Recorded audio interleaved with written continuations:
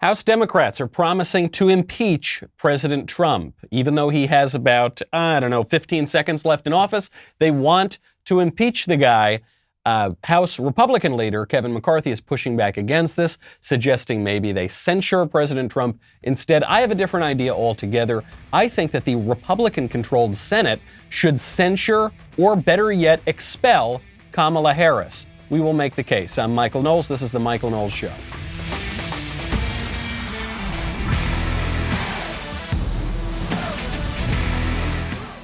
Welcome back to the show. My favorite comment yesterday from Old Schooled, who says, "You can't censor a dictator. The ones doing the censoring are the dictators." Thank you. That is a very good point. Everyone is calling Trump a fascist dictator. Not everyone on CNN. Not everyone generally. But, the left is calling Trump a dictator. He's an authoritarian. A dictator, right, related to the word dictionary, right, these sort of things that you can say and you can govern through your speech. Trump can't even send a tweet right now, much less is he a dictator. And who is controlling the words of the duly elected sitting president of the United States? Hipster Rasputin over in Silicon Valley? Jack Dorsey? Mark Zuckerberg? Who else? Who else is controlling it? Doesn't sound like a dictator to me. It's these guys who control the internet and sometimes who are good at collecting a lot of data. If you want to make sure that your data are not exposed and collected all the time, you got to check out ExpressVPN. Let's talk about censorship on social media sites and what you can do about it. The left wants to silence and remove any voices that they don't agree with. Twitter was supposed to be an open platform. Remember that? Well, I would prefer if their content moderators would stop acting like the op-ed section of the New York Times. Instead of letting social media sites revoke your right to free speech, how about revoking their right to your data? Now, you could just deactivate all your social media accounts, but that would just be giving the left exactly what they wanted in the first place. Instead, I prefer ExpressVPN. I know that you're always thinking, they're not going to come after my data. That doesn't matter. They don't want to get my stuff. They don't want to see what I'm doing. They do. It's all open, folks. It's finally time to say no to censorship and take back your online privacy at expressvpn.com/Michael. By visiting my special link, you will get an extra 3 months of ExpressVPN service for free. That is expressvpn.com/Michael. expressvpn.com/Michael to protect your data today. Go do it. You know how much I love ExpressVPN. You know that I love protecting my online privacy. I'm sure you do as well. Go check it out. I'll get to the Kamala of it all in a second, because this is both, I think, something worthwhile for Senate Republicans, but I think it's also an attitude shift that Republicans generally need to understand. But first, I actually want to take seriously the Democrats' contention that Donald Trump should be impeached in his last 10 days or so in office. President Trump, they want to impeach because he led an insurrection on the government at Capitol Hill, and he urged his mob to go become violent and invade the Capitol and scare off all the legislators. And this is unacceptable. It's a threat to the Republic, and therefore we've got to impeach him. That's the charge. Now, what are the facts? President Trump called his supporters to D.C. for a big rally. He went out and addressed that rally. He told people to be strong, and he even told them, or I guess described how they were inevitably going to march to Capitol Hill. And therefore, it's an open and shut case, right? Well, let's listen to what President Trump actually said. We're going to walk down anyone you want, but I think right here we're going to walk down to the Capitol, and we're going to cheer on our brave senators and congressmen and women. And we're probably not going to be cheering so much for some of them, because you'll never take back our country with weakness. You have to show strength, and you have to be strong. We have come to demand that Congress do the right thing and only count the electors who have been lawfully slated. I know that everyone here will soon be marching over to the Capitol building to peacefully and patriotically make your voices heard. Today we will see whether Republicans stand strong for integrity of our elections, but whether or not they stand strong for our country.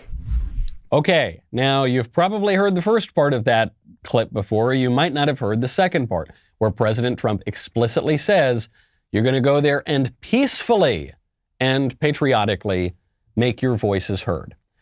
So doesn't sound to me like he's inciting an insurrection. It sounds like quite the opposite, right? He is explicitly saying, do not be violent, be peaceful. Now, you might say, look, he sent a mob of extremely angry people over to the Capitol and said, be tough, you got to be tough, you can't be weak. So therefore, I don't know, we got to censure the president. I understand the argument of House Republicans who want to censure the president. Probably wouldn't vote for it, but I at least understand that argument. I don't see the argument for impeachment. He didn't do the thing that they are saying that he did, and you can play the tape and listen to it. Not that evidence is going to matter all that much in an impeachment trial, which certainly an impeachment trial of a president who is days away from leaving office is purely political. There's no legal basis for it at all. So this is basically where Republicans and conservatives are fighting the issue right now. Should we impeach Trump? Should we censure Trump? Should we do nothing at all? What are they going to do to us? Right? It's all very defensive. I'd like to propose an alternative. I think that the Democratic-controlled House is going to try to impeach Trump. I think that the Republican-controlled Senate should censure, or better yet, expel Kamala Harris. Last I checked, Kamala Harris is still a senator, right? And will remain so until she becomes vice president. So, and I guess even if she weren't, the Senate could still pass a resolution to censure her. So why won't they do that? Kamala Harris did not merely encourage the peaceful protesters at the Black Lives Matter riots all over the summer. Kamala Harris posted a fundraising link for the rioters in Minnesota who were arrested to bail them out of jail. That's not saying go over there and peacefully protest. That's saying we are going to subsidize your violent actions. We played a little bit of this briefly yesterday on the show. Kamala Harris went on the Colbert Show and said, these rioters, they ain't going to give it up. I know that there are protests still happening in major cities across the United States. I'm just not seeing the reporting on it that I had for the first few weeks. That's right. But they're not going to stop. They're not going to stop. And they're not, this is a movement, I'm telling you. They're not going to stop. And everyone beware, because they're not going to stop. They're not going to stop before Election Day in November, and they're not going to stop after Election Day. And that should be, everyone should take note of that on both levels, that they're not going to let up, and they should not. And we should not.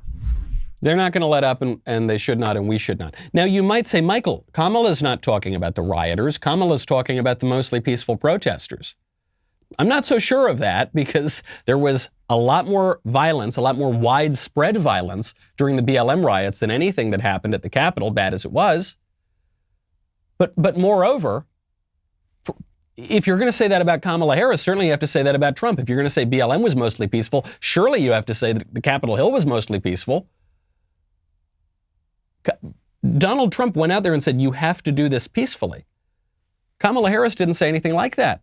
Not in that clip, and certainly not in the fundraising link. The fundraising link subsidizes the violence. Anything they're going to accuse Trump of, anything they're going to bring up in this impeachment trial, Kamala Harris is far more guilty of. The Democrats control the House, rather. Republicans control the Senate. How come it's only ever House Democrats who are aggressing? How come it's only ever the left who are doing anything? Why is the right always on defense? Why won't Mitch McConnell go out there and at the very least censure Kamala Harris? And better yet, expel her. If they're going to try to impeach Trump, expel Kamala Harris. I don't think that what Trump did, giving a rally, say go be peaceful, I don't think that's an impeachable offense.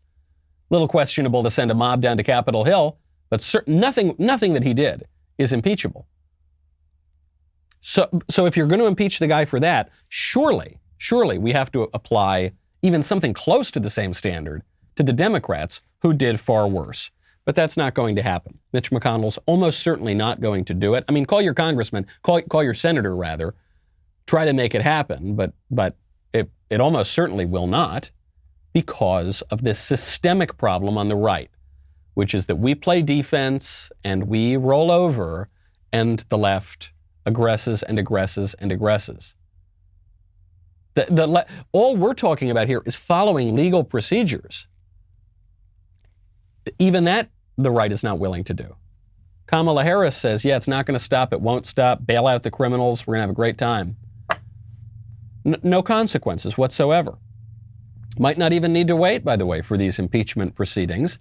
If any of you were checking the State Department website yesterday, I know that's not exactly my homepage. I don't go there all the time. But if you did check the State Department website yesterday, if you checked under President Trump's heading, you would have read, Donald J. Trump's term ended on January 11th, 2021 at 7:49 p.m., I assume Eastern time. Now, this went up before 7:49 Eastern time. The vice president's biography was edited to say Michael R. Pence. His term ended on January 11th, 2021 at 7:44 Eastern time. The timestamp on the president's page changed multiple times. Then it was removed in the late afternoon and replaced with a 4:04 reading that said, sorry, this site is currently experiencing technical difficulties. When a lot of us saw that, given all the shenanigans that have gone on in this entire presidency, we thought, gosh, does the State Department know something we don't know? Is this impeachment thing really happening or worse? I mean, what is going on here? Then it was floated, it was being reported, I guess baselessly, that this was a hack.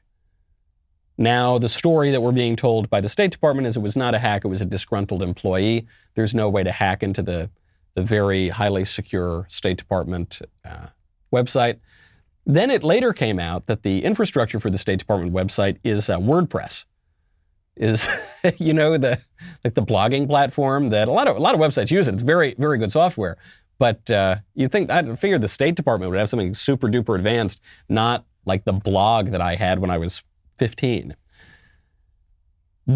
I bring this up. One, it was a very strange thing. They're saying it's a disgruntled employee. There are plenty of leftists at the State Department, so I wouldn't be surprised at all. But I bring it up actually for a sort of tangential point, which is we're all very taken with these kind of conspiracy ideas these days. The left ran with it for 4 years on Russia and whatever, Ukraine, all this nonsense. But the right enjoys conspiracies too. We all want to be part of the secret knowledge. The State Department website runs on a very basic, popular web service. To me, that dispels a lot of conspiracies because we think that it's all these super geniuses that are working in all these, agencies of the government. It's mostly incompetent bureaucrats. There are bad dudes too who do lots of bad things and abuse their power. I'm thinking of guys like Andy McCabe, Peter Strzok. There is a lot of bad stuff. I'm not downplaying that at all. But I guess it's a sort of consolation how incompetent much of this bureaucracy is. It does quash a lot of these theories. A lot of these guys can't do very much. They don't even avail themselves of the tools at their disposal. I would recommend, however, that you avail yourself of tools at your disposal with hymns if you care about men's wellness. Forhims.com is all about men's wellness. Need help with ED, hair loss, or have a cold? Are you interested in mental health or COVID-19 home tests? Hims is here for you. Through Hims, you can get the prescription medication that treats ED. Real science, real solutions. Hims makes it easy. Hims connects you with a licensed medical professional online who can prescribe FDA-approved prescription medication to treat ED. You get the same active ingredient as that expensive little pill, but without the expensive price tag. No more searching online for answers to questions about ED or sexual wellness. Just go to your Hims account and ask a medical professional you can trust. If there is a simple solution available to a problem that a lot of people face, maybe you should avail yourself of that solution. Try Hims today by starting out with a free online visit. Go to forhims.com/Michael for your free visit. That is forhims.com/Michael, forhims.com/Michael. Prescription products are subject to medical provider approval and require an online consultation with a medical provider who will determine if a prescription is appropriate. See website for full details and safety information. Remember, that is forhims.com/Michael. Go check out Hims. Very good stuff. Very incompetent people in the government one of the great ways to dispel these conspiracy theories. Do you think there could be some super arch conspiracy in the state of New York? I don't think so. Do you know why? Not because they wouldn't want to. They're very, very corrupt people, generally speaking, especially in the Democratic Party up in Albany and New York. I just don't think they're competent enough. Andrew Cuomo gave his State of the State yesterday. Some people have called him Andrew Quovid. It's very mean, but pretty true. With Andrew Cuomo, he has now handled the virus worse than any governor in the country. He has kept the state closed. He sent sick people into nursing homes. He's wasted the vaccine. He didn't prepare correctly. He called in resources they didn't need. Cuomo is now saying, after being closed up, all to no avail, leads the country almost, is in the top 3 for death and death rate on coronavirus. Cuomo now says, fellas, we can't stay closed. We simply cannot stay closed until the vaccine hits critical mass. The cost is too high. We will have nothing left to open. We must reopen the economy, but we must do it smartly and safely. Did President Trump write Cuomo's speech there? Did a Daily Wire writer write Cuomo's State of the State? What have we been saying now for months and months and months? We've said, you have to reopen. If you don't reopen, soon there's not going to be anything to reopen. It kills me. I'm a New Yorker myself, born and raised. Many of the great establishments of New York are not going to reopen. I think it's expected that the majority of restaurants in New York are not going to reopen. Very sad what he's done to a, generally speaking, beautiful and vibrant city. And now Cuomo says, now we got to reopen. Yeah, because your policy didn't work, because your lockdown policy didn't work, because your vaccine rollout certainly didn't work. It was a complete disaster. Andrew Cuomo, because of his stupid policies, not only got grandma killed, not only got, thankfully not my grandmother's, but lots of people's grandmothers killed in New York. But Andrew Cuomo is now wasting the vaccine because he put policies into effect that said that if healthcare workers did not follow his guidelines for exactly who to give the vaccine to, they could be fined, they could face very steep punishments. So do you know what was happening? Healthcare workers were throwing out the vaccine because they didn't want to face the state government penalties. Finally, now Cuomo's lifting that extremely idiotic regulation too. But while everyone's focusing on that part of the State of the State, I actually want to focus in on another statement, which I think did not get the kind of coverage it should, but it tells you exactly what the left is after with these onerous and draconian lockdown policies. Today, I'm speaking in person with a small group, but broadcasting, Zooming, and streaming, and in this new and different world, the audience is actually larger, not smaller. Technology and technology-based relationships, work from home, these are new realities that will have dramatic consequences. This next year, we will see economies realign and reset around the world. We see the risk and the peril, but we also see the promise and the potential. The question to be answered is, what will we make of this moment? Is it positive or is it negative? Do we move forward or do we move backward? Is America, is New York stronger or weaker in the post-COVID world? Those, my friends, are the questions that we alone will answer in 2021 because the future is in our hands. America and New York will be stronger in the post-COVID world if we run these lunatic sociopath politicians out on a railway line. And they will be weaker in the post-COVID world if we follow what these people want to do. The left does not want to go back to normal. The left wants this to be the new normal. Andrew Cuomo just stated it explicitly. He said, look, usually we have an audience. Usually I'm accountable to people in the audience. Usually I have to answer questions from people who are live. But now they're all on Zoom. Isn't that so much better? I'm reaching more people. First of all, I don't really see how that's the case. You could easily have a Zoom camera going while having people in the room. You're just giving people more opportunities, and not everybody uses Zoom. I assure you my grandmother does not get on Zoom every single day, does not know what Zoom is. My grandmother in New York doesn't use a computer. And I think that's true for a lot of people.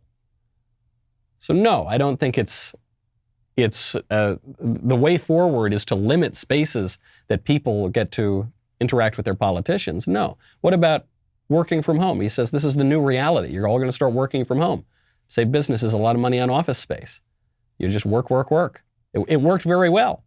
I read one study that said that people are working more, actually. You think that when people work from home, they would work less. Actually, productivity has increased in many places. That's the new reality, is it? You know, there's a theory going, speaking of all these sort of Gnostic theories going around the internet, they say that COVID is the Great Reset.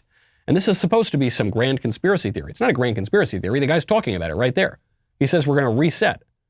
There's going to be the economies are going to realign. They're going to reset based on what happened with COVID. We're going to have new norms for society, and that's it. We're not going to gather as often as we want to. We're going to be on Zoom. We're going to be wearing masks. Certainly when we travel, we're going to be wearing masks a whole lot more. Not going to see people's smiling faces. Going to muzzle ourselves out in public.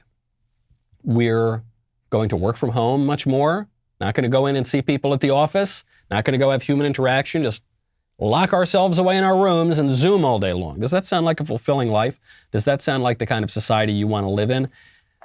Not me. Not me. This actually relates to another kind of, on one hand, silly story that's going around, but people are missing the real meat of the story. Kamala Harris is on the cover of Vogue. Kamala Harris, not even yet the vice president. She's the vice president-elect. She's on the cover, and it's not a flattering picture. And apparently the left is very upset about this because she's wearing some kind of rumpled pantsuit and Converse sneakers, and it isn't framed very well. I understand why the Kamala Harris team would be upset about this. The conservatives should be upset about this because we have an actual international model for a first lady, and she's never been on the cover of any of these magazines. And we've got extraordinarily impressive women that have appeared throughout the Trump administration. Our current press secretary, Kayleigh McEnany, would be the second choice. You know, if Melania Trump, who is just very, very beautiful and an actual model, if she can't be on the cover, I don't know, how about like Kayleigh? How about Kellyanne? How about all these very impressive women who have been in the Trump administration? No, they're not going to be on. You're only going to put Democrats on. Okay, that's fine. But then you look at what it says on the cover. The cover, it says, Madam Vice President Kamala Harris, and then in small print at the bottom, and the new America. I don't really care about the picture of Kamala Harris. I care about those words, those 4 words, and the new America. What if you like the old America? What is the new America? Can you describe to me what that is? It's different, right? This is something that we've seen from the left now for years and years. When Barack Obama said that he's going to fundamentally transform the country. Well, if you're going to fundamentally transform it, that means it's going to be completely different than it was before, right? It's going to be different, not just in degree, it's going to be different in kind. You are going to essentially change the country. Why? Because you don't like the country. If you like the country, you don't want to fundamentally transform it. If you love your wife, you don't want to fundamentally transform your wife. So what is this new America that we're talking about? We saw a little bit of it yesterday. Remember, Joe Biden came out and he said, we're going to build back businesses. We're going to build back businesses by prioritizing Black, Latino, and women businesses. What does that mean? It means white guys, they're not going to get any help. They're going to be at a legal disadvantage. We're going to build back better by instituting a racial caste system in America. Equality, and Biden says it's in the name of equality. That's the new America. The president-elect is saying it. The vice president-elect has that moniker on the cover of magazines. Expect a lot more of this. Expect to be gaslit. There was a headline in the Washington Post that is very embarrassing for the Washington Post, and it should worry everybody in this country because, not even because of the political issue it's talking about, but because of the way that language is being manipulated. You make these subtle changes in language, then you change thought, and then you change culture fundamentally. which is why here at Daily Wire, we're trying to make culture. We're trying to push back against that. You know, we've got a Backstage coming up Thursday, 7 p.m. Eastern. Even before that, the actions of big tech last week make it abundantly clear that they will do everything they can to silence opposing voices. They are completely out of control.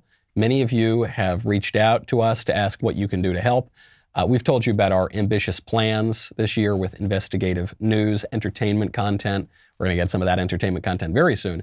But with the actions of big tech last week, we cannot just stop there. We have to take action to build or buy technology to protect ourselves from the attack that is coming so that we can continue to deliver new content to you and fight back. It is coming. We are seeing it coming down the pike. It's already happened to other guys in the space. We're exploring all of the possibilities, new data centers, payment gateways, a lot more. Our team has been working very hard on this. We can't do all of that with our current budget. Simple as that. We need more of your support. We are very grateful to everyone who's become a member already. This is going to ramp up. This kind of censorship is going to ramp up very, very quickly. Biden is not even in office yet, and it's already happening. So we really appreciate it. Head on over, become a member at the Daily Wire. We'll be right back with a lot more.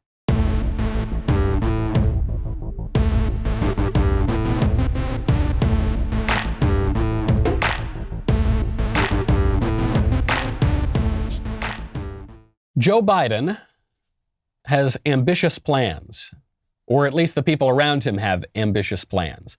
Joe Biden probably doesn't know what day it is or what he had for breakfast, but the people around him, his administration, has ambitious plans.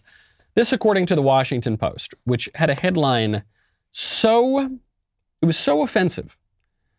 But we're going to get so much more of this. It says, quote, Biden's ambitious LGBT agenda poises him to be nation's most pro-equality president in history.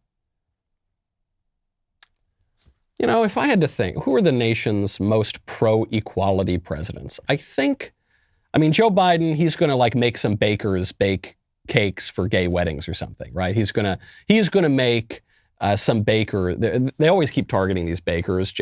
Jack Phillips I think he's in Colorado. There are other bakers, though, that have been targeted by activist groups. In the case of Jack Phillips, there are actually plenty of bakeries all around, but these left-wing activists go specifically to his because they know he's Christian and say, you've got to make a cake. They wanted him to make one cake once that had all this kind of heretical and blasphemous symbolism on it. It was involved gender ideology and all this kind of stuff. But sure, okay, Joe Biden, he's gonna make those guys bake the cakes. Fine. Does that make him more pro-equality than, say, Abraham Lincoln? Joe Biden makes some bakers bake cakes for religious ceremonies that violate their religious views. Okay, that's one type of equality. Another type is freeing the slaves. Who do you think is the most pro-equality president in history? It is amazing how they did it. It was one very left-wing LGBT group called the Human Rights Campaign that appropriated for the gay rights movement the equality symbol. So now, when we talk about equality, I thought we'd talk about racial equality. You can talk about equality of the sexes, men and women. You can talk about equality, spiritual equality before God. No. Now the word equality itself is beholden to this very niche interest group that is focusing on this very niche sort of question of sexual desire and sexual ideology. That's where equality is now. Now, of course, it won't remain there for long because the minute that the left believes they can advance their agenda through racial grievance rather than sexual grievance, they're going to ditch the LGBT group then. They're going to move on to the racial question or they're going to move on to some other question. But it's just so offensive. The Washington Post, I think, used to be sort of a real newspaper. Maybe, I don't know. Maybe not. Maybe it wasn't. Maybe it was always just this rag. But what a ridiculous headline. Biden's ambitious LGBT agenda poises him to be the nation's most pro-equality president in history. By the way, equality word aside, the argument here, I think the premise is that Donald Trump was anti-LGBT. Donald Trump appointed the first openly gay acting cabinet member in American history, right? Rick Grinnell. Donald Trump waved a gay pride flag. So even if you're going to make the argument that, conservatives are really anti-LGBT and Biden's really Donald Trump sure isn't, right? Donald Trump, but they're going to erase that. I mean, you saw headlines after Biden said he would appoint Pete Buttigieg to run the trains or whatever. He said, historic, Pete Buttigieg, first openly gay cabinet member, as if Rick Grinnell didn't even exist. This is a total perversion of language. It's a total perversion of the way that we communicate. And it results in censorship. So this is what political correctness or whatever kind of, whatever word you want to use, whatever term you want to use for these speech codes. They try to force you to say certain things, use certain words, don't use other words. Then when you don't go along with it, they censor you. They've been censoring a ton of conservatives.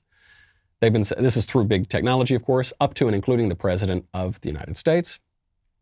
And now when they say, go build your own Twitter, then Dan Bongino goes and builds his own Twitter, and they kill that Twitter. They kill it from the Google Play Store. They kill it from the Apple App Store. Then when you can only look at it on a browser, they kill it from the web services, Amazon Web Services. Devin Nunes goes on television, and he says Republicans are being cut off from their ways to communicate. What was likely Parler is likely $1 billion company. Poof, it's gone. But it's more than just the financial aspect to that. Republicans have no way to communicate. Republicans have no way to communicate. That was Devin Nunes's claim, and the left made fun of him. They were laughing. They said, Devin, you have no way to communicate. You're on Fox News right now.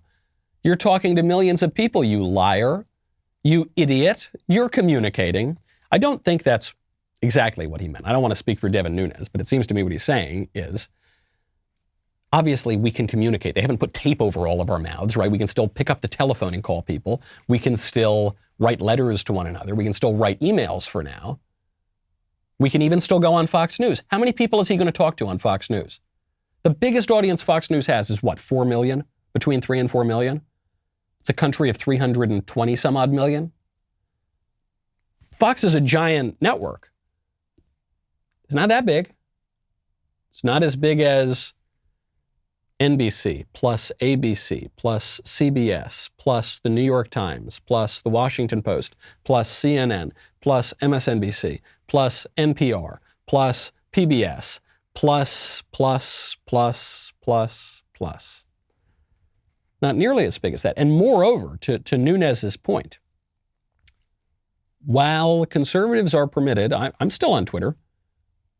I've seen tens of thousands of my followers removed, and we'll get into why that is, because I was speculating on this yesterday in contradiction of what Twitter was saying, and it would appear that my speculation was closer to the truth, but we'll get to that in a second. Sure, I'm still on Twitter. Some of the other tech platforms haven't been too tough on us. Been very tough on Trump, but not too tough on us. So we can still communicate to a degree, but we can only communicate with the permission of the leftist censors. In medieval Europe, if you wanted to publish something, you needed to receive the imprimatur of the Catholic Church. There were censors, right? As I've been pointing out on this show, I think conservatives are a little misguided to always just be talking about how censorship's always bad and free speech is good, as though that's a real dichotomy, when in fact, all free speech regimes involve some degree of censorship because we have standards. And this has always been true, even in the United States, even in the most hardcore defenders of free speech have insisted on some boundaries. But in medieval Europe, Renaissance Europe, you needed to receive the imprimatur of the Catholic Church. Today, you need to receive the imprimatur of hipster Rasputin and his buddies in Silicon Valley. You need to receive the imprimatur of a very small and powerful liberal, I wouldn't even say radical ruling elite if you want to reach a large audience. And there are some groups. I mean, this guy, the Tommy Vitor, he's like the Ringo of the liberal pod bros. He's on that show, Pod Save America. Tommy Vitor said, quote, Don't miss my comments on how conservative voices are being silenced on Fox News, Newsmax, OAN, Rush Limbaugh, Breitbart, The Federalist, The Washington Examiner, Fox Business, Sinclair, The Daily Caller, Red State, The Daily Wire, National Review, The American Spectator, Town Hall. Haha, get it? Because conservatives have all of these outlets. Billionaire radicals censored the duly elected sitting president of the United States. Tommy Vitor and these other liberal people can giggle all they want and say, no, look, the Daily Wire is still permitted to exist for now. Well, come on. What are you complaining about censorship? Yeah, you've given us some crumbs in the ability to communicate. But then whenever there's any sort of threat to your power, anything that just irritates you a little bit in the liberal regime, you nuke it. You're going to kick a ton of people, including the president, off of Parler for various reasons, perhaps. Reasons we'll get into, or off of Twitter, rather. Reasons we'll get into in a second. Okay, they're going to go over to Parler. No, they're not, because you're not going to let them. The president of the United States. All of these are such bad faith arguments from guys like the Pod Bros. I expect that from the Pod Bros. Those guys, it's hard for them to string a coherent sentence together. Much less make a persuasive and serious argument. But I don't want to hear about National Review and The Federalist and Fox Business. If these oligarchs can censor the president, then there is really no limit to the censorship regime. And the rest of us are just around because they haven't gotten around to us yet. Or maybe they don't feel they quite need to in a way that they do need to go out and take out the president because he's a real threat to them. I was pleased to see. I'm never pleased to see anything out of Germany. You know, as Norm Macdonald famously said, I don't know if you guys are history buffs, but that country, Germany, really scares me. They've done some things in history. Germany has contributed in other ways to the world, but Angela Merkel really has not, their leader. And she hates Trump, and she's not a great leader. But even she came out and admitted that this Twitter ban on the president of the United States is, quote, problematic. Obviously, the spokespeople choosing their words carefully, but said that the permanent ban is really a big deal, and it potentially undermines the, quote, fundamental right to freedom of speech. Alexei Navalny is the opposition leader in Russia. He is the most prominent critic of Vladimir Putin and has been for a very long time now, at least a decade. And I don't think he's any great fan of Donald Trump. But Alexei Navalny came out. He said, quote, I think that the ban on Donald Trump on Twitter is an unacceptable act of censorship. The election is a straightforward and competitive process. You can participate in it. You can appeal the results. They're being monitored by millions of people. The ban on Twitter is a decision of people we don't know in accordance with a procedure we don't know. This is a great argument, much more precise and thorough than Angela Merkel saying it's problematic, though both of them are on the right side of this question. Navalny is going out there and defending the American election. He's then defending Donald Trump's right to appeal the results of that election in court, which obviously the Trump campaign did. Then he's saying, you know, maybe it's an imperfect process, whatever, but you know, it is being looked at by lots and lots of people.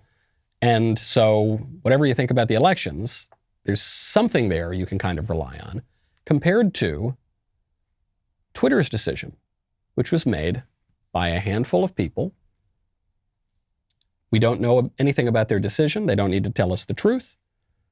We don't have any oversight, no democratic accountability whatsoever. That is very worrisome. And Alexei Navalny came out and said that the idea that Trump violated the terms of service of Twitter sounds like BS.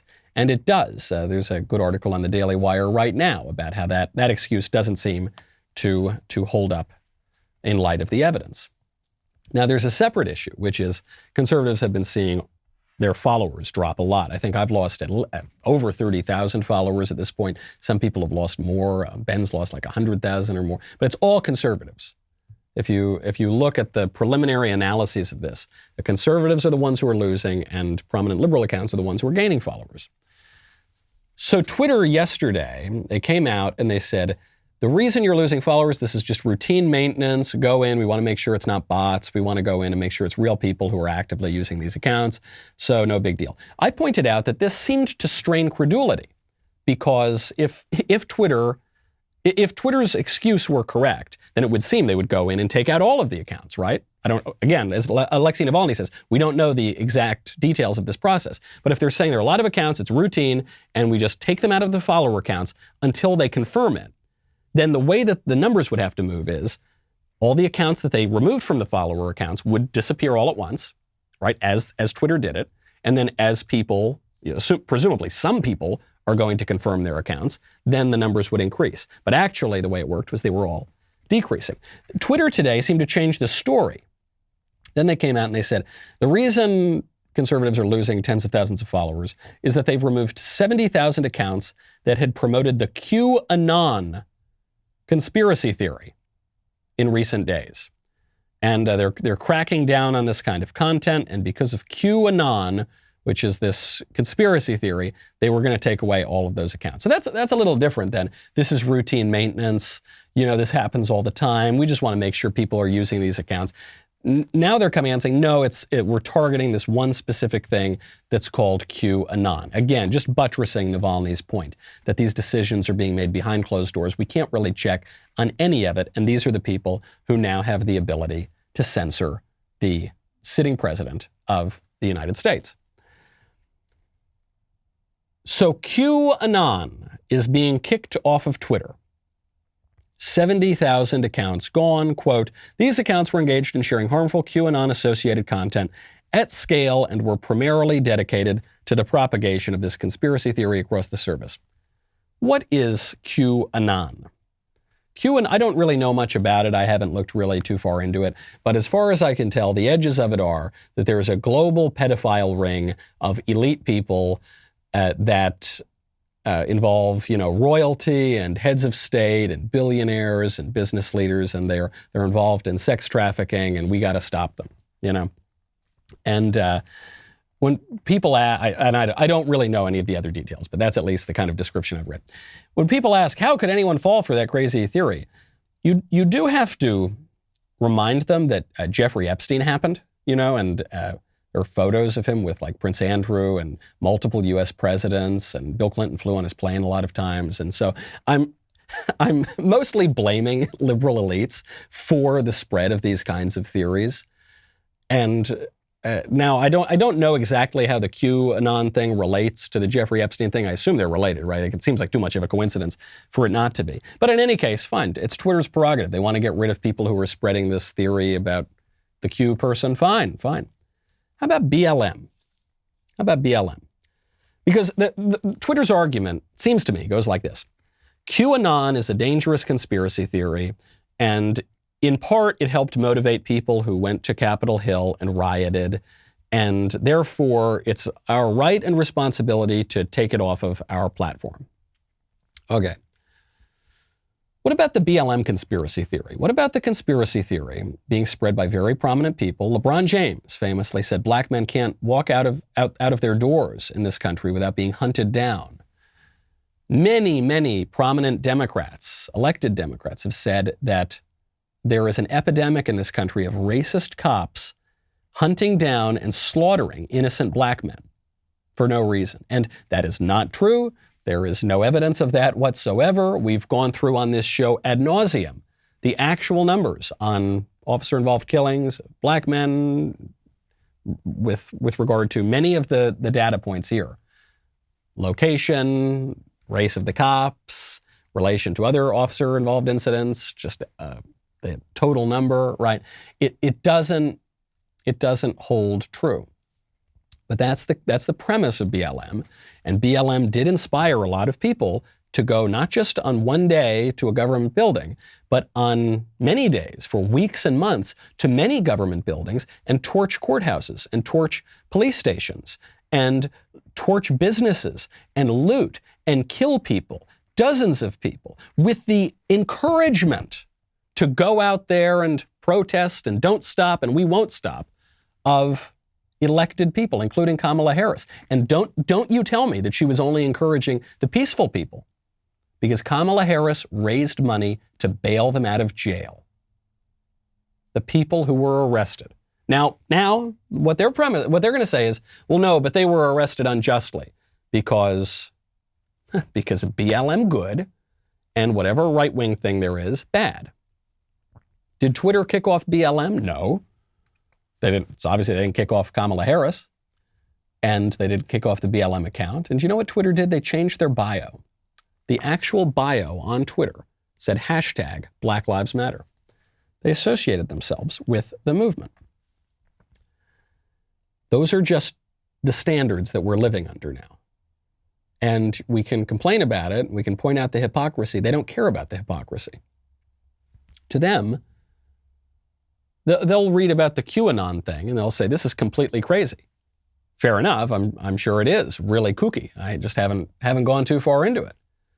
But they won't even acknowledge. The Jeffrey Epstein thing was kind of weird, wasn't it? Did he really? He just happened to be permitted to kill himself in prison and all this. Got off the hook. And then Alex Acosta, the U.S. attorney, said he belonged to intelligence and his associate, her family's got connections to international intelligence. I don't know, it's just a little weird, isn't it?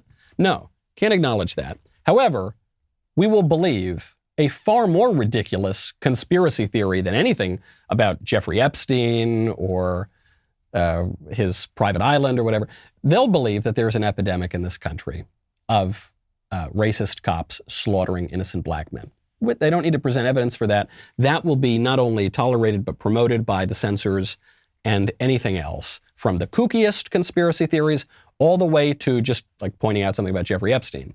That will come under suspicion. Bernie Sanders is now following the logic of this censorship.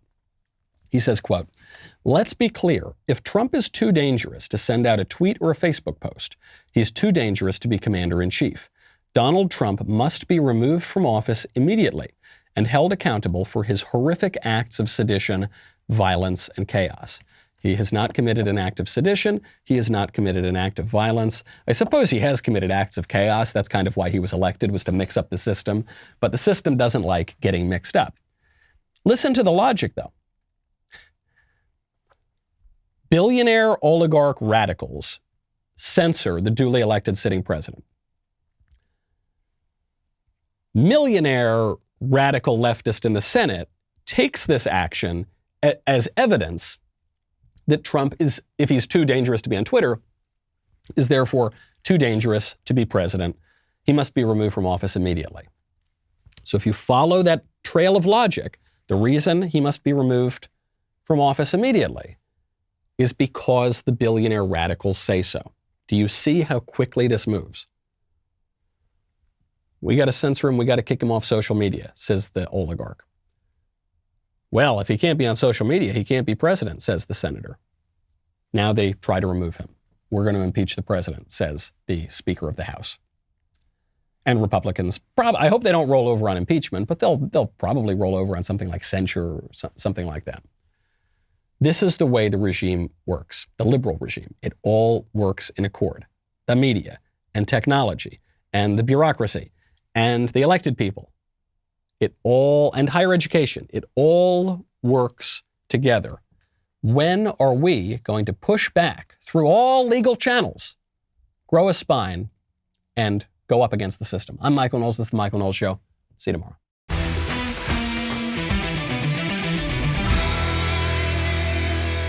The Michael Knowles Show is produced by Ben Davies, executive producer Jeremy Boring. Our technical director is Austin Stevens. Supervising producers Mathis Glover and Robert Sterling. Production manager Pavel Vidovsky. Editor and associate producer Danny D'Amico. Audio mixer Mike Coromina. Hair and makeup by Nika Geneva. And production assistant McKenna Waters. The Michael Knowles Show is a Daily Wire production. Copyright Daily Wire 2021. Today, check out The Ben Shapiro Show, where we'll be talking about the FBI's concerns about the possibility of new riots and attacks, Democrats pushing toward a second impeachment, and Democrats saying they're all for unity, but they have just a few conditions. Check out the show. That's today on The Ben Shapiro Show.